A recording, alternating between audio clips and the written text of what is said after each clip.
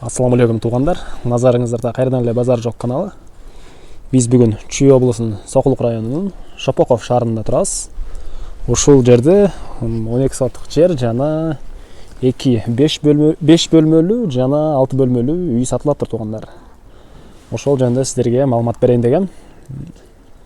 Биздин адрес Шопоков шаары, Жеңиш көчөсү 5-үй туугандар. Так. Биз азыр үйүбүздүн жеринин так ортосунда турабыз. 12 соттук жерибиздин көрүнүшү ушул мына. Бул жакта королорубуз бар экен туугандар.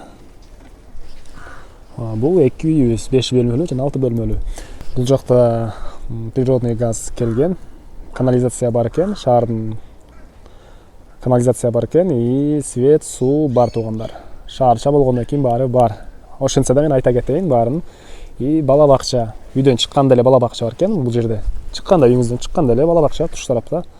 Мектеп бар экен. Где-то 200 метр аралыкта мечит жана лицей, училищелер да бар экен туугандар бул Шопоков шаарында.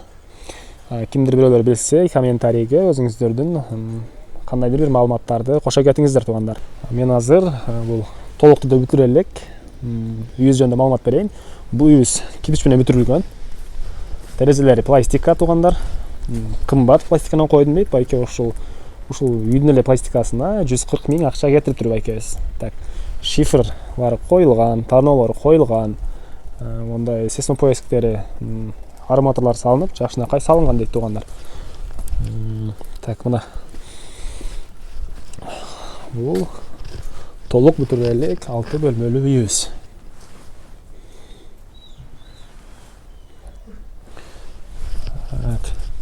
И бул жакта биздин 5 бөлмөлүү үйүбүз туугандар. Азыр сиздерге кичине бул үй жөнүндө видео маалымат берейин. Анан бул үйүбүздүн ички тарабын сиздерге көргөзөм. Бул 5 бөлмөлүү үйүбүздүн. Так. Үйүбүздүн алды жагы мындай стежка экен туугандар. Тегереги блок менен тосулган үйүбүздүн. Ал жака чыксам ит бар экен туугандар. Иттин үнү кылып калат. Тегереги мындай үйүбүздүн тегереги блок менен тосулган. Бул жакта бир көмүркана. Үйүбүздүн көчө жактан көрүнүшү туугандар. Үйүбүздүн көчө жактан көрүнүшү. Жана айткандай эле мына блок менен тегереги тосулган. Бул воротабыз жана бул жакта бир гаражыбыз жайгашкан. И биздин бул чоң үйүбүздүн көрүнүшү көчөдөн. Жана сиздерге айткан бала бакча бул мына. Үйдөн чыкканыңыздарда эле бала бакча бар туугандар, мына садик. Балдарыңыздарды жөнөткөндө эч канча уугара-керчилик болбойт. Так, андан ары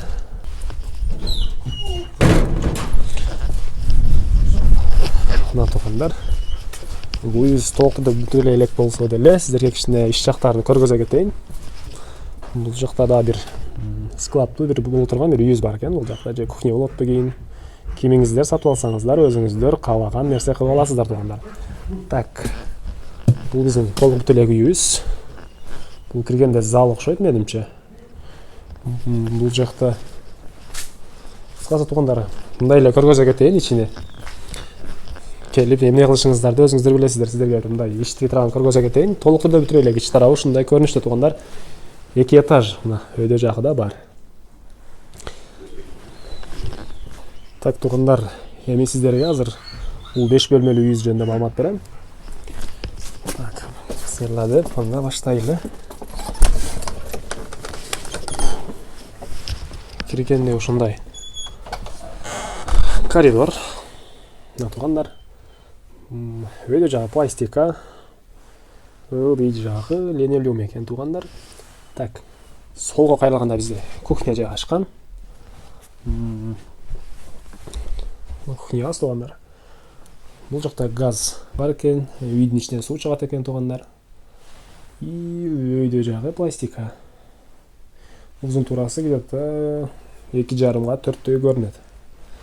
Так, андан ары биз ошол коридор менен түз кеткенде экинчи бөлмөбүз жайгашыптыр сол тарапта. Бул да спальня экен.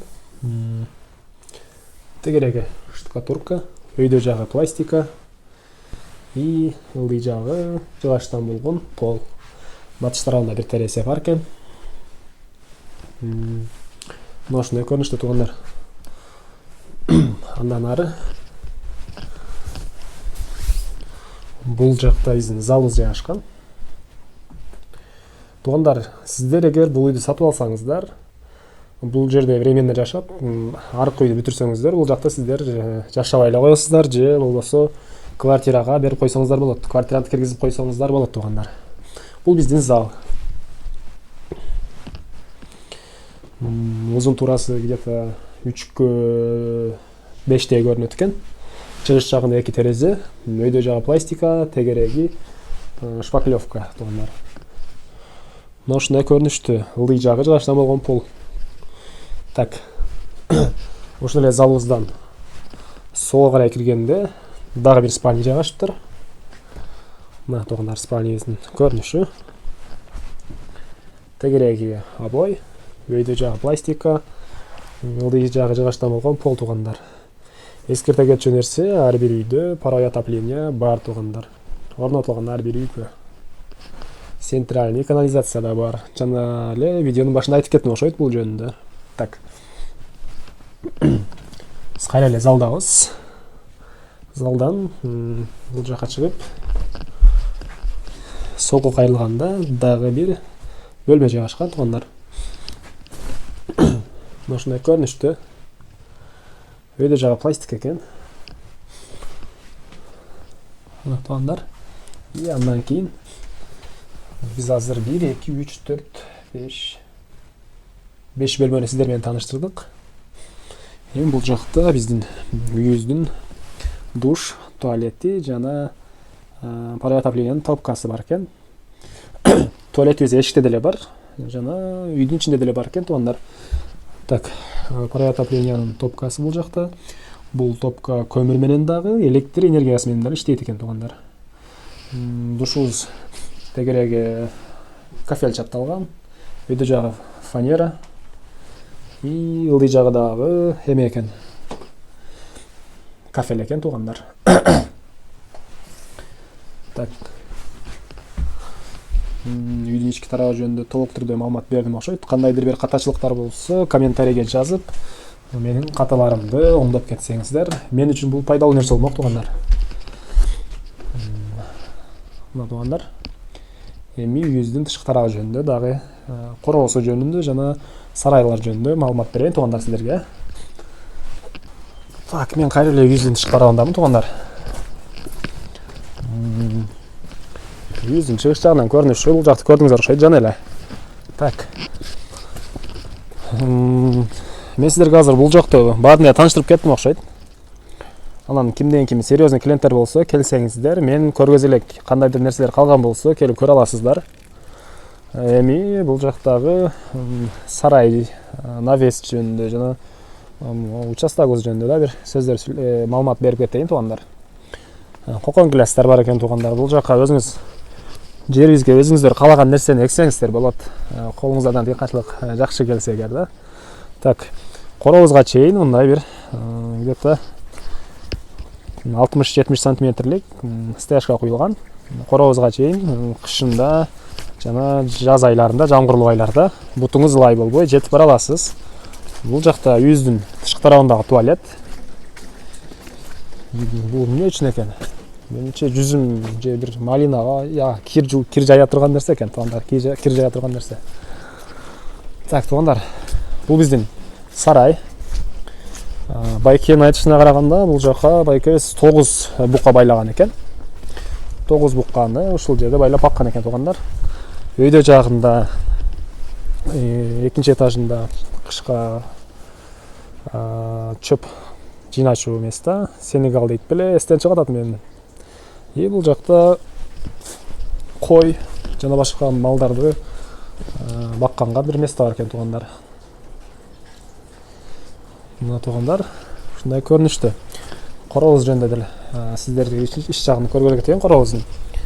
Менден сурап калчу эле, мал бакканга ушул Бишкек жактан мал бакканга ылайыктуу үйдөн тартсаң жакшы болмок деп. Мына туугандар, мал бакканга ылайыктуу үй. Мына корообуздун ички тарабы бул. Жери дагы кенен 12 соттук жери туугандар. мал баксаңыздар деле боло берет мына. Бирок бул деле шаардын ичинде туугандар. Шопоков шаарчасы Бишкекке жакын эле. Маршруткалар көп эле маршруткалар каттайт. Кечинде деле даже по пути машинелер тапсаңыз болот экен. Эч качан Бишкекте калып калбайсыз. Үйгө келишиңиз керек болсо, түнү күндү дебей эле машинелер табылат туугандар бул жака. Көпчүлүк эле билсе керек, айтпасам деле бул маалыматты. Туугандар, бул үйүбүздүн баасыны $110,000 деп атат. Эси деп атат. Деп жатат. $110,000 деп атат. Сүйлөшүүлөр болот туугандар. 110,000 десе эле 110,000ге сатабыз деген сөз эмес. Эсинин номерин мен экранда жана описанияда калтырам туугандар. Звонок кылып, сүйлөшүп, келип көрүп, үйлөр жөнүндө мен деле толук түрдө бир маалыматты толук түрдө айта алган жоктурмун. Калган нерселер бардыр. Келип көрүңүздөр. Бир үй эмес, эки үй туугандар. Эки үй, бирөөсү 6 бөлмөлүү, бирөөсү 5 бөлмөлүү туугандар. $110,000 сүйлөшсөңүздөр болот. Мен сиздер менен коштошом. Видеобуз жаккан болсо лайк басыңыз. Кандайдыр катачылыктар же болбосо кандайдыр өзүңүздөрдүн пикириңиздер болсо комментарийге жазыңыздар. Ал нерсе мен үчүн жардам гана болот туугандар. Сиздердин оюңуздарды окуп, кийинки чыгарылышка жакшынакай, ошол сиздер ойлогондой жакшынакай видео маалыматтарды бергим келет. И ушундай үйлөр жөнүндө маалымат алгыңыздар келип турса, подписаться баскычын басыңыздар. Бизде жума сайын 3-4 үй чыгат туугандар. Биздин демөөрчү келечек кооператив 10 жылга чейин ушундай үйлөрдү пайызсыз сиз ала аласыз. Келечек кооперативден биздин YouTube каналда да ал жөнүндө маалымат бар. Жана YouTube'ка же интернетке келечек кооператив деп жазсаңыз, сиз ал жөнүндө маалымат ала аласыз. Кийинки чыгарылышка чейин саламатта калыңыздар анда туугандар.